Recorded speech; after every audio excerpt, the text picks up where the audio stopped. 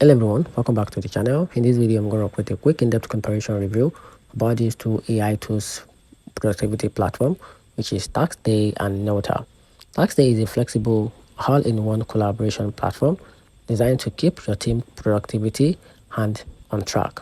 It lets you combine tasks, note, goal, and timelines in a unified space, perfect for project planning and team collaboration with a real-time collaboration, flexible view option, and a lightweight UI.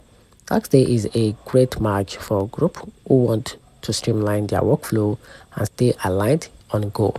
So talking about Notta, on the other hand, focus mainly on capturing conversation and turning them into actionable notes instantly. It transcribes meetings, phone calls, and lectures in real time, and also highlights key points, making it perfect for busy people who want to stay informed without manually taking note. So if you need a collaborative workspace to manage tasks and goal, Taskday reigns supreme. But if you want a powerful tool to efficiently transform conversation into clear, actionable content, Note might be your best match in 2025. So let me know in the comment section what you think about these two AI platforms. Thanks.